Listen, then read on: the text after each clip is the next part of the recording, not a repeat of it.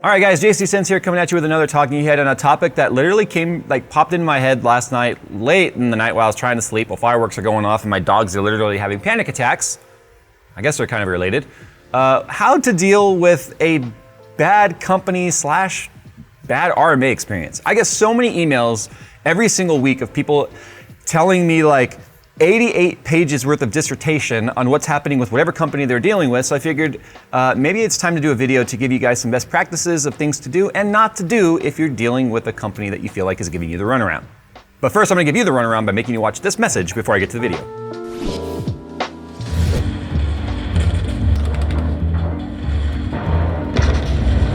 Hey, Jay. Jay. What? We got work to do. Yeah, I'm playing World of Warships. Yeah. World of Warships is the free-to-play naval strategy game where you command the most iconic and famous warships from World War I and World War II, recreated with stunning detail and accuracy. Build your fleet while participating in various game types while upgrading your ship's arsenal along the way. New players who sign up using my link below will receive an exclusive starter pack to get you up and running quickly by receiving 7 days premium time, 1 million credits, 300 doubloons, and the Tier 5 premium ship, the Exeter. So what are you guys waiting for? Start sinking ships with World of Warships by heading to the description below and getting your freebies. Okay, so I'm gonna make a video here that hopefully will save a lot of people a lot of headaches when it comes to dealing with companies if you're having a problem with a product. This is specifically gonna be hardware related. Software, which my background is in, is a lot different because you can have immediate troubleshooting results over the phone or over email or VoIP or whatever it is, right? So this is specifically regarding hardware. And the hypotheticals here are you have a piece of hardware that you've identified is not working properly and you're trying to get help from the company and you feel like the company is not owning up to their product guarantee. Or maybe their customer service just really sucks and you're at this crossroads now of what do I do? So I'm gonna start off this video by giving you some suggestions to give yourself the best ammunition to say you've done everything on your end properly and now it's on them. And then two, what to do once we've identified that's where we are in this entire process. So first and foremost, you built your system. Look, a lot of people like to keep their boxes hanging around on display. I remember when it was super cool to have boxes on display. I stopped doing that because there's far too many boxes. But you know, you have your motherboard and your graphics card and your CPU box. It's all on a shelf. It's really cool because you're super enthusiast and stuff. But eventually you might toss those boxes. Cut the serial number off the box. And all of them, the RAM, the CPU itself, the motherboard, the graphics card, the power supply, the case, the motherboard, all of it. Put them in a Ziploc baggie and stick it somewhere safe. Tape it underneath your desk or something where you can access that. Because I can guarantee you when you call someone for support and RMA or return merchandise authorization, you know, that's usually the last step. They can't help you over the phone. They're not getting anywhere, send the product back. That way, when they ask you on the phone, what is the serial number of your product, if you've already tossed your boxes and you don't want to tear your system apart to try and find the serial number if they put it in some stupid location, like maybe on the back of the motherboard where it's against a case, you don't want to take the system apart to look at the number because the next thing they're going to do is try and have you do some troubleshooting steps. You don't want to be unbuilding and rebuilding a computer on the phone. They're not going to wait for you either. They're going to be like, please call back when you're ready. So you'll have the serial numbers handy because the box contains the serial number for the product as well. Second of all, before you even call them, try and identify some reproducible steps. Trust me, anyone that works in software development or works in QA/QC or maybe automated testing, look, I managed our help desk. I was in charge of I was basically the director of our help desk for the software company that I worked for. So I'm the one that had to put a lot of these processes in place I'm about to describe that they have to go through.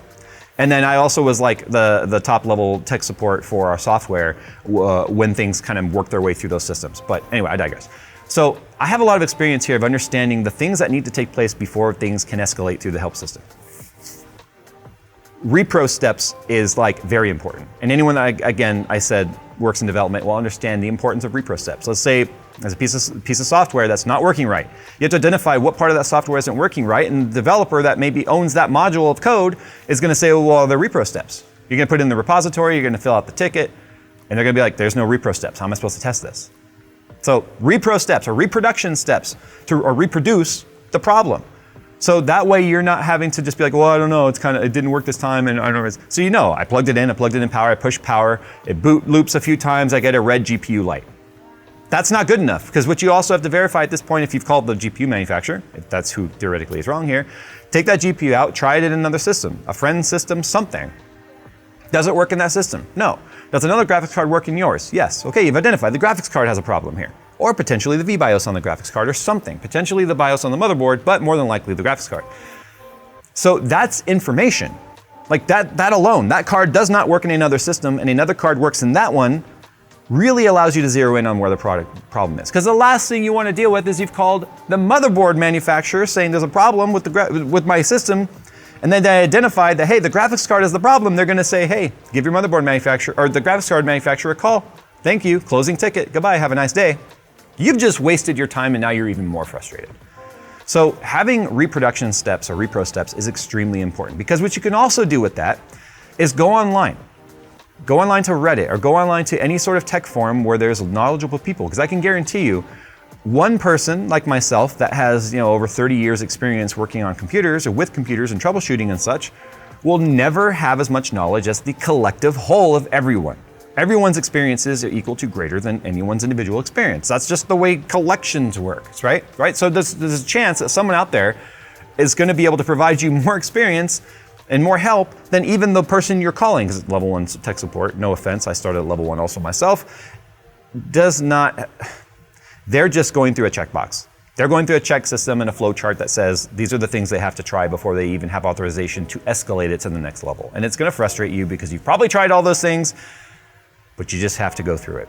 But you can save yourself that headache by maybe starting with like some of the online forums and getting some help from there. Because you'd be surprised how many people can help find solutions to some really strange one-off problems that you may never experience, or expect.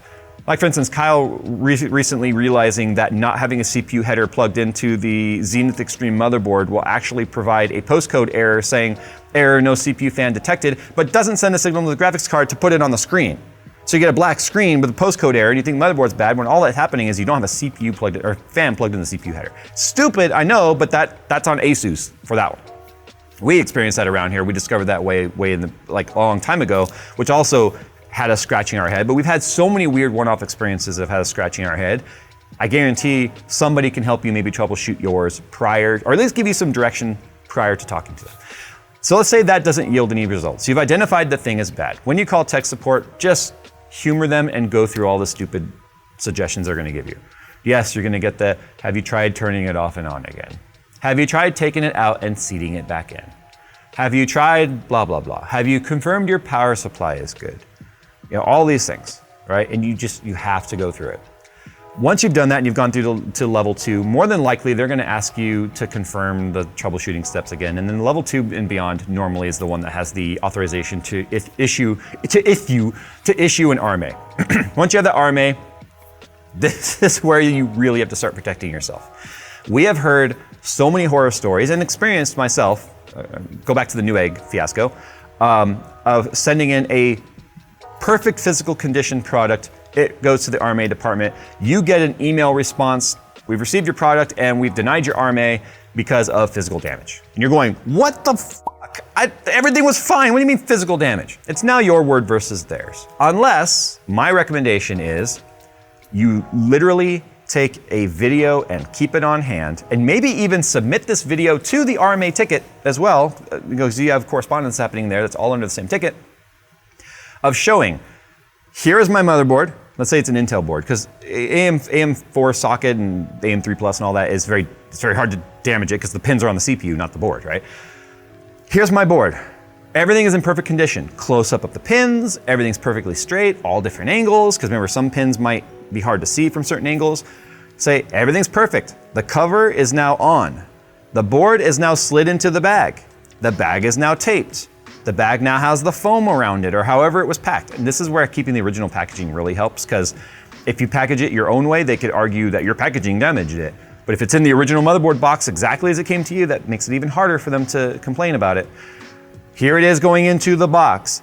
Taped, label, it's heading to you. That way, if they come back and say, there's CPU pin damage, you can say, well, why'd you guys damage my board? As you can see, I sent it to you in perfect shape. Now, of course, they could always just say, well, how do we know you didn't take it back out after that and damage it yourself in some way? One, you have to ask yourself, why would somebody take it back out of the box and then potentially damage it. 2, it does put the burden of proof on them to prove that you damaged it in some way when you've already got video proof of it being sent off. And I say video because you can more easily prove that that video took place when it did, whether by showing the date and time or something online, and then here it is saying, this is the date and time, rather than they can claim if you took a photo, that photo's old and didn't happen right then. So you're just trying to give yourself as much ammunition and protection as you can with this video to prove that I sent it to you in perfect working condition. So now what do you expect to do to fix it because of the fact that you damaged it? And yes, RMA departments damage product on a daily basis. I can tell you right now, they are the most, if you thought I was hard on parts by accidentally dropping and tossing them around and stuff, I'm telling you right now, RMA departments, man, they are rougher than on products. So just, you need to have some protection there. So now this is where a couple of things are gonna happen. One, they're probably gonna send you a refurb if they verify it doesn't work, or they might send it back to you and say, works fine for us. And then you have to actually just hope and pray that they actually tested it. They've been known to send product back before that doesn't work and just say we tested it and it's fine. I don't know why RMA departments do that, but whatever. This is now where you have, your experience is either gonna be a good one or a bad one. They'll send you back something that works, or they'll send you back the same thing saying no problem identified. Could be an issue somewhere else in your system, power supply, RAM, all kinds of other things, and that's where it gets really frustrating because now the whole Spider-Man pointing at the other Spider-Man meme comes into play because they're all pointing at each other saying, no, it's yours, it's RAM, it's power supply, it's motherboard, it's a fan. Or the company doesn't get back to you at all. Or your Gigabyte, where your RMA system is part of a server that got ransomwared and they just lost all tickets and all tracking of whose product was what, and they basically went, well, that sucks. Guess we're just starting all over, and then you got hundreds, if not thousands of products sitting in their QA and testing cages, no idea who belongs to what, and people are sitting here scrambling to get their product back. So what do you do now if the company goes to the point where they are now starting to screw you? Well, I can tell you what you don't do. You don't go online and say, these stupid mother me over and took my and they're trash and I hope they die and their building catches fire and then you. Because I can guarantee you, although it might make you feel better to have all the other people yelling also collective yous at this brand, the brand is not going to necessarily be inclined to help you based on that response. Now, what will make the brand typically respond in some way is enough public pressure leaning on them. The problem is that public pressure leaning on them doesn't necessarily force change when it comes to their processes or identifying where something went bad. Before I tell you what to do and how to handle that, let me tell you about a quick story that happened recently with a friend of mine in a bad RMA experience. I'm not going to mention the brand, I'm not going to mention the product. And the reason for that, you have to take into account what is the track record of the company. Does the track record have a terrible track record of handling RMAs and customer support? If they do, then, these are things I look at too if I'm buying something. I look at all kinds of reviews, tons of reviews, not content creator reviews. I look at what the buyer reviews are saying. And if I'm seeing terrible customer service, people will definitely talk about bad customer service. If I just see lots of negative or neutral reviews, I'm not comfortable with that. And not Amazon reviews, too many of those are actually bought and purchased by the brands themselves. But I mean, just what is the general public saying about this product? So I'll know if I'm getting in like, okay, I'm gonna take a chance with this. And then if something happens, I'm a lot less surprised about it. But if you are ranting and raving and cussing and stuff, and then it turns out that motherboard has like a 1-star review out of 3,000 reviews, then you kind of know at that point, you didn't do your own due diligence. So maybe at that point, just a return or something would be better. But this person had a very bad RMA experience leading up to talking to me. They're a friend of mine. And this friend did not, like when they started having a problem, they did not come to me and say, hey, I'm having a problem with this, can you help me out? No, they just went through the channel as they should, and I'm kind of glad that they did. But they documented everything, like I said. Full copies of emails, date and time of when they called, who they talked to, what was suggested, what was the outcome, like just a full-on, like awesome documentation of everything that was happening here. So it immediately struck me as odd because I went, this brand, and now I know what I'm describing sounds a lot like EVGA when I say this brand is known for having amazing customer service. It's not EVGA, it's not even a computer component. Had amazing customer service. And in all the years I've been working with them, I've never heard this. Because look, when you have enough people emailing you, messaging you, I'm making this video because how many people will message me and say, I'm having a problem with this brand, can you please put them on blast? It's like, no, first of all, I'm not gonna go champion for you. That's not my job. I'm not tech support, I'm not your champion, I'm not your white knight. I make these types of videos to help you have the best experiences you possibly can. But if I turned into the guy that's just gonna go make a video about every brand that anyone's ever have a problem with, that's all my content would ever be, and trust me, that would suck. I wouldn't even wanna make the video, let alone watch it. But that's what user reviews and forums and feedback forums are for, not me and not other content creators, by the way. Unless it becomes a very egregious error / issue that is affecting the entire industry as a whole, like the backwards capacitor issue on the Asus motherboards or the 3090s blowing up. Like that's something we would talk about because it's widespread and it's easy to identify. But anyway, this company is known to have great customer service, and I thought it was just very, very odd. But anyway, he gave me this timeline of here's everything the product's doing, here's photos of what it's doing, here is what I tried, and here's my troubleshooting steps, here's what they suggested, and here's where we are. We were able to take all of that to our contacts and say, hey, does this seem normal to you? Because it seems odd to me that this is what's happening here. And then we were able to identify some issues. There were some new processes that were put in place with this company, and clearly they weren't working as intended. So we were able to identify that and then get the people involved that need to be involved to fix it prior to it ever becoming a widespread problem, which is like, I'm proud of the fact that our channel is able to do something like that behind the scenes and fix problems you guys will ever know about without us having to like wave a flag and say, look at us, look at what we did.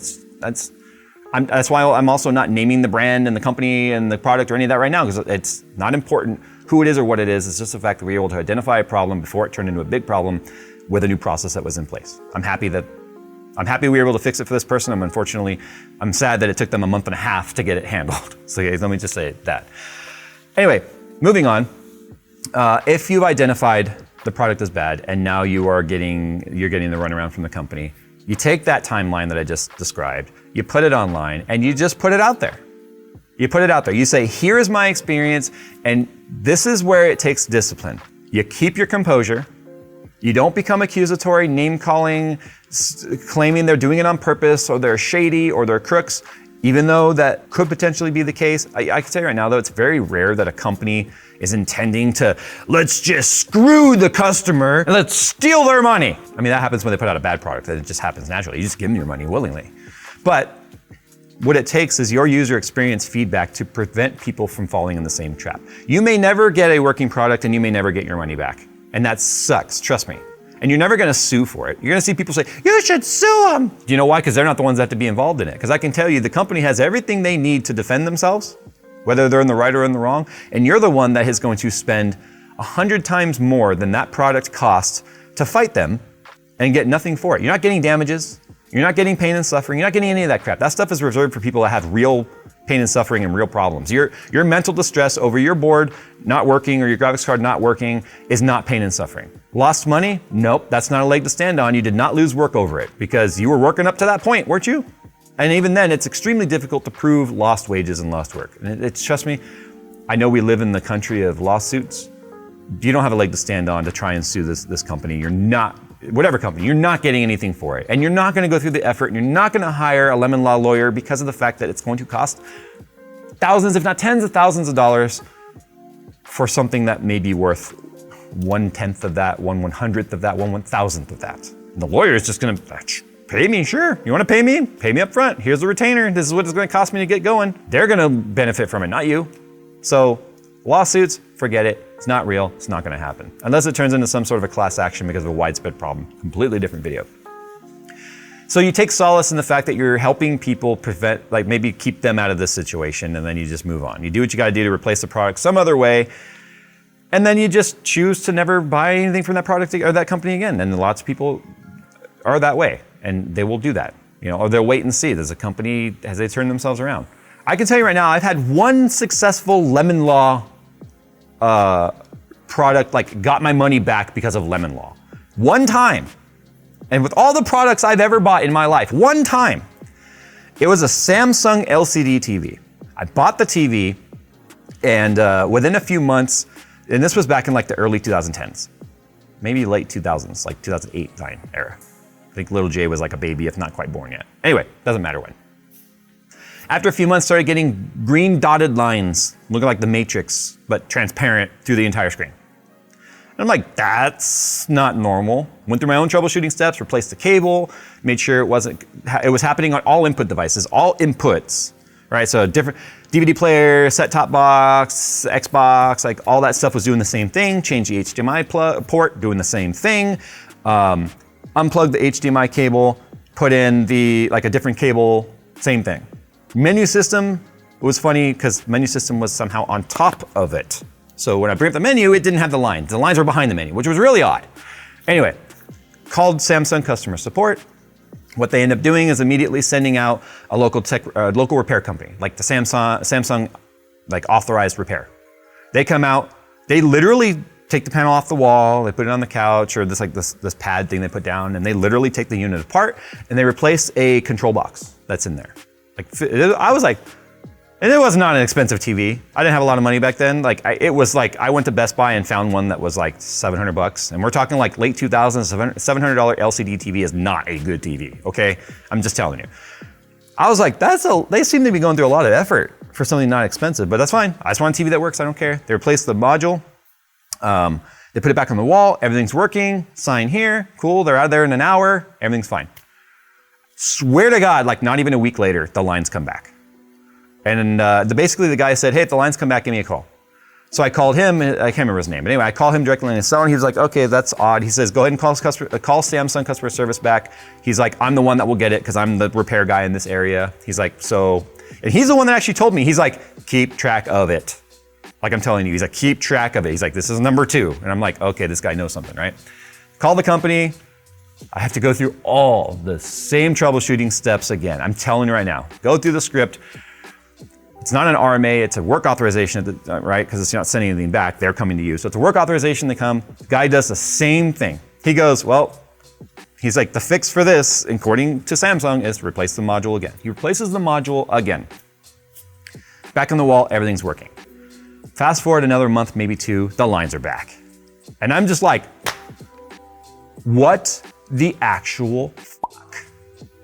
And I'm just mad at this point. I'm like, dude, this sucks. Like, it works fine. You come home from work, you sit down and it's, oh, cool, I gotta watch The Matrix again. So this time, I go through all the same steps. This is the 3rd time. You can imagine, like, I'm on the phone, I'm just like, yep, I did that. I'm not even doing the steps anymore. I'm like, okay, hold on. I'm like literally like rummaging something. Yep, there we go. Okay, I'm like making sounds as if I'm doing something.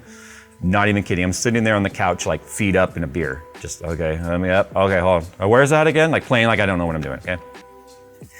This time when they sent the work order to the guy threw it back and said, we need to change the entire panel, which I thought meant he was gonna take the entire old one and give me a new one.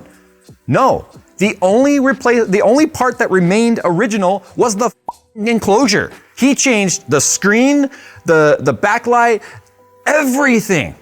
Literally all new guts. And what do you think happened? The same thing inside of like a few weeks. Now you gotta understand, at this point, I'm like, I'm never buying a Samsung. Never am I buying another. I have a Samsung TV today, but that's, you know, like I said, things change, right? Anyway, I called Samsung, and do you know what they ended up doing? I wasn't expecting this on their own because I had the same problem 3 times in a year while under warranty. They immediately sent a refund to Best Buy because that's where I bought it, was Best Buy.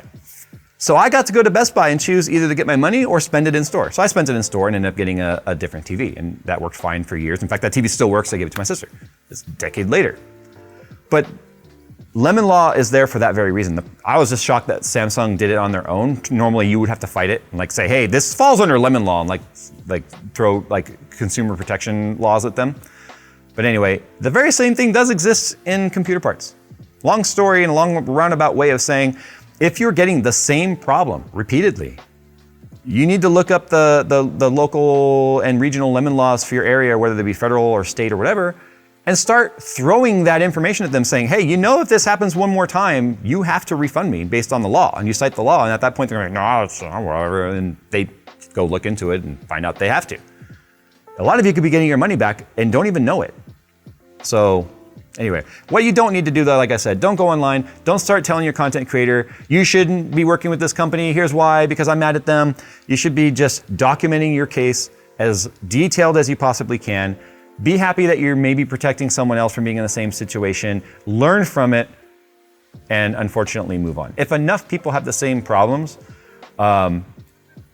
then maybe, I don't know if there's the things I say maybe because there's lots of brands that have done some really shady stuff and are still just absolutely don't care. And those are the brands that you can identify as a group to maybe just stay away from. Like I said though, if I was to boycott and or blacklist any company anyone ever had a problem with, we would have 4 walls and a floor in here and that's it. The camera I am filming this video on I wouldn't be allowed to use because I guarantee you someone had a problem with it. Or the brand. It's a Sony FS5 if you're wondering, by the way. It's kind of old. I wonder how many hours are on this sensor. I wonder how many hours this video is. All right, guys, if this video has helped you in some way, maybe share it with someone that's going through this issue. If you're going through an issue, I can tell you right now, it's very unlikely the company is out to just screw you. It's more than likely just bad policies within a company that need to be reformed. Lack of knowledge in some of the help support people or lack of training in the RMA department. Just there's a lot of breakdowns that can happen. And that's what we had actually identified with the brand that I mentioned for the friend. So I just wish companies would actually take the time and effort to retrain and redesign processes and best practices within their own company if they truly cared about the consumer. The problem is, if they're still raking in a ton of dough and they're not seeing any sort of bottom line being affected by those bad policies, why would they spend the money and the time and effort to change those policies? It has to get to the point to where it's affecting them negatively enough to notice money-wise for them to care. Well, right now, companies cannot keep products in stock, so what incentive do they have to even change any of that? It's unfortunate, but it is where it is. All right, guys, thanks for watching. Hope this video has helped. As always, we'll see you in the next one.